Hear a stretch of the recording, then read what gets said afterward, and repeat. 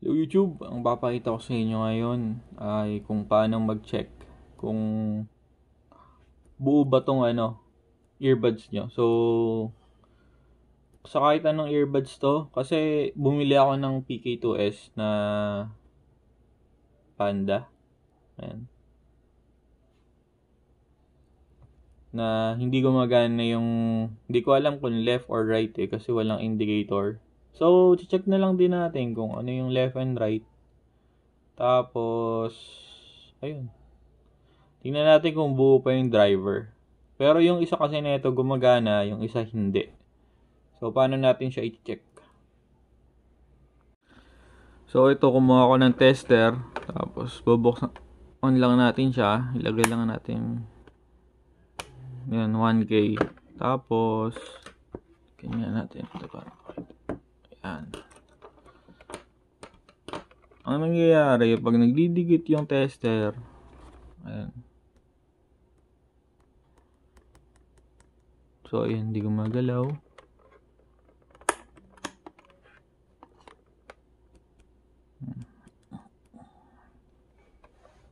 So, ayan. Pag nagdikit siya, nabubuo yung circuit. Tapos, ayan. Gumagalaw. Ngayon, titesting lang natin kung buo ito.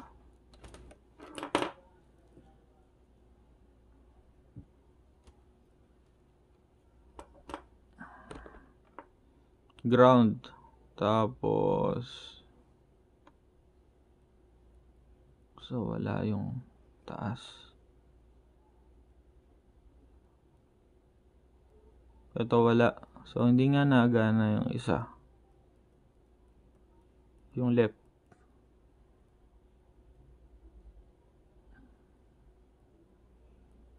Left nga ba? Right. Tapos hindi nagana isa. So, maaaring sira yung kable.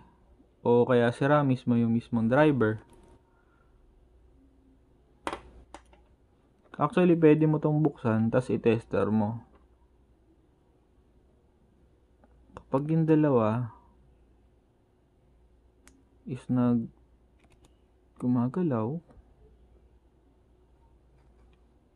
sabihin, parehas good yung driver.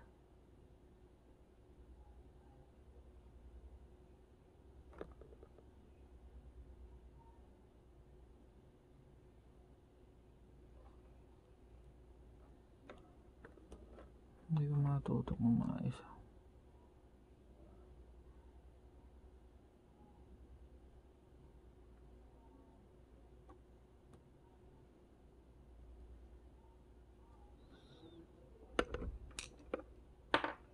Sira ata ang driver ah.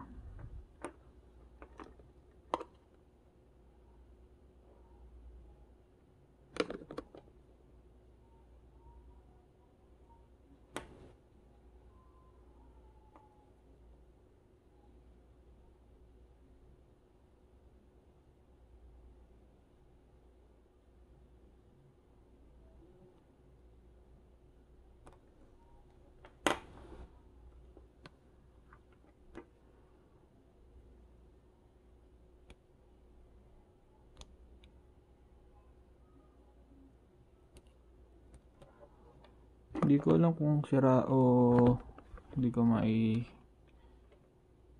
parang ano kasi yung solder niya eh. Matagal na eh.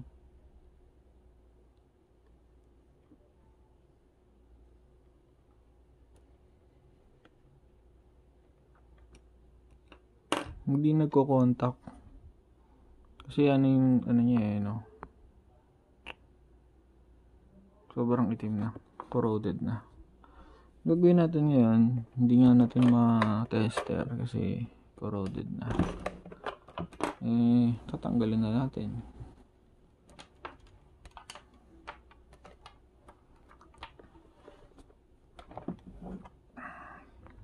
Nagalin natin, test na agad.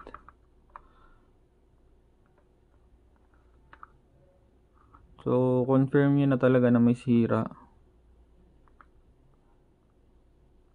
Dito natin malalaman kung ano yung sira. Kung kable ba o kung ano.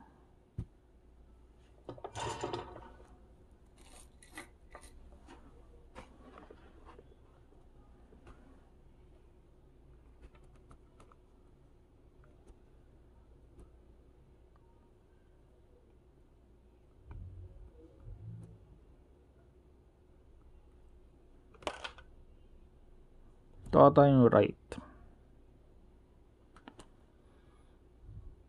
Medyo linisin natin.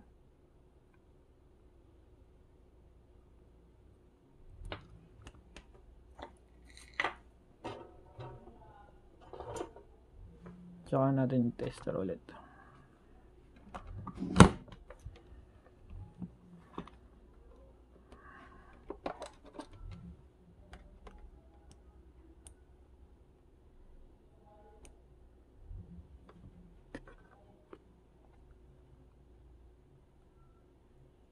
So yun, gumagalaw na.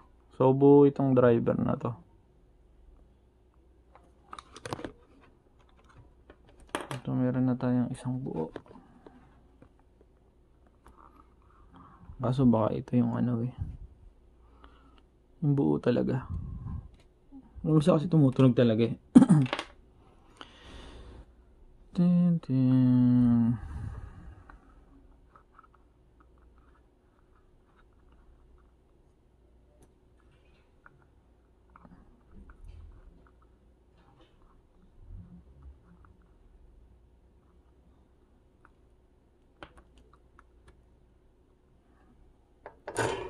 Ganun lang ulit. Tanggalin natin. Kasi pwede din kasi na kanina pumapalo. Meron kasing instances na pumapalo siya kasi shorted sa cable.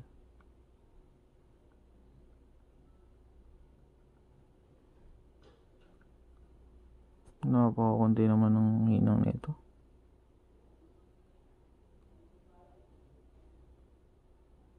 Tanggal na.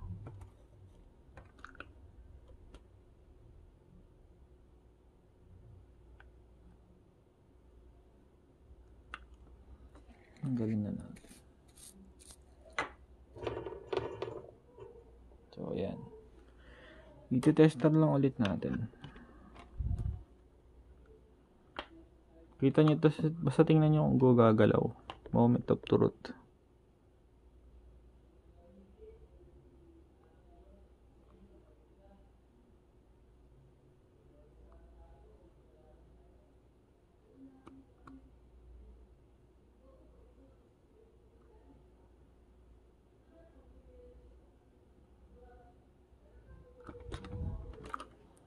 Sira ata talaga yung driver.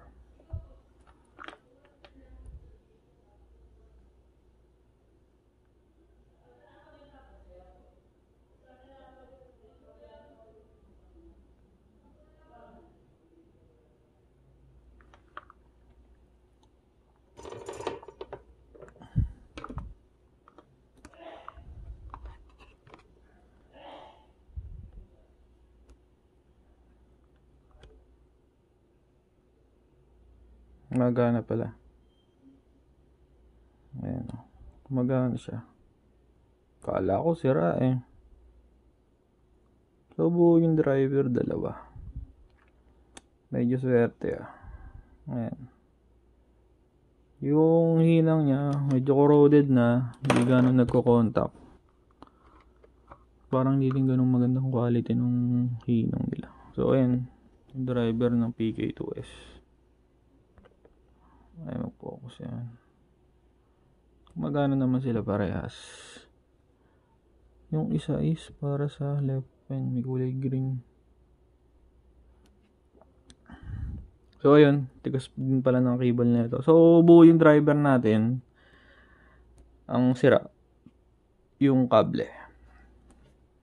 So kailangan gawin nito, palitan na lang yung kable. Tsaka yung kable niya ang pangit na, tigas masyado.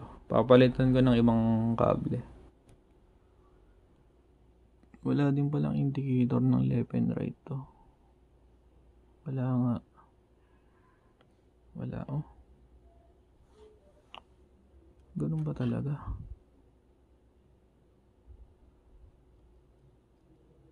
Paano yung mahuhula ka na lang?